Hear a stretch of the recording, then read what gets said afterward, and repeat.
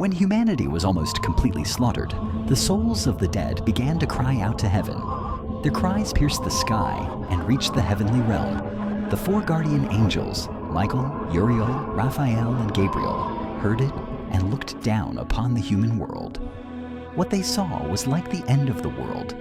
The earth was stained red with blood, and the giants and the humans who had been led astray were rampaging in wickedness across the land. They came before God and pleaded to the Most High, Lord of Lords, God of Gods. You created heaven and earth, and you know all things.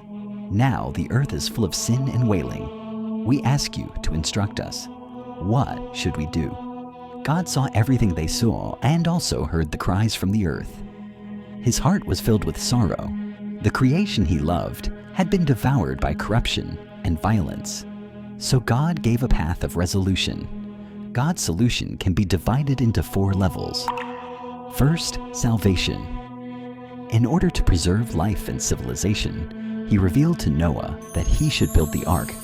God commanded Uriel to find Noah, show him the flood disaster, and teach him to build the ark to preserve the spark of life on earth and civilization.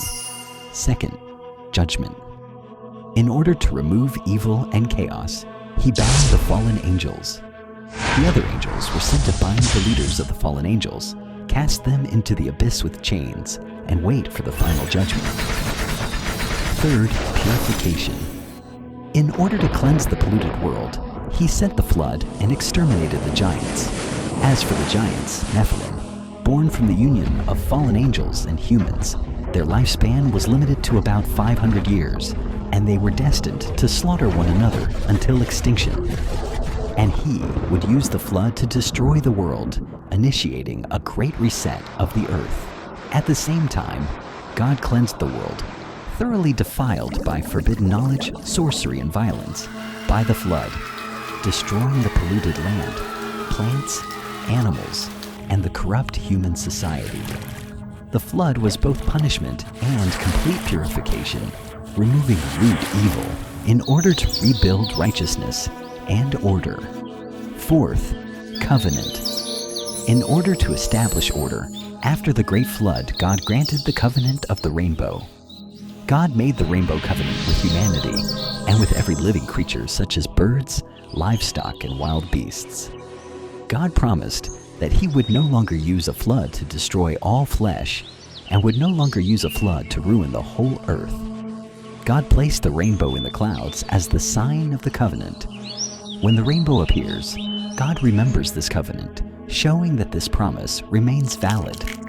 In his acts of judgment, God also took measures to limit the span of life as long-term control over the consequences of the fall.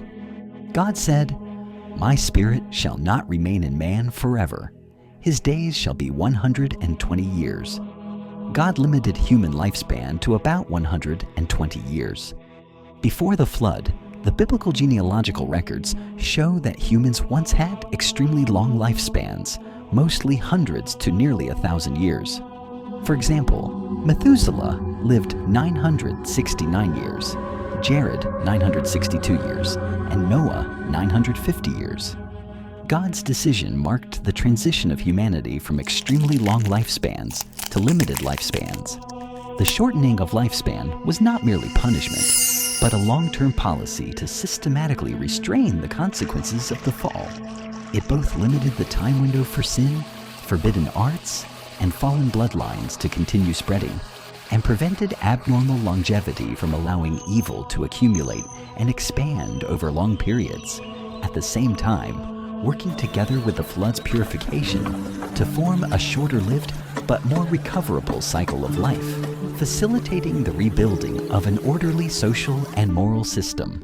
Within the shorter lifespan set for humanity, society, ethics, and generational inheritance were also restructured accordingly. Matthew 24:37-39 says, "As the days of Noah were, so shall the coming of the Son of Man be. For in the days before the flood they were eating and drinking, marrying and giving in marriage, until the day Noah entered the ark. And they did not know disaster was coming, until the flood came and swept them all away. So shall the coming of the Son of Man be. Have you already observed the similarities between the present age and the days of Noah?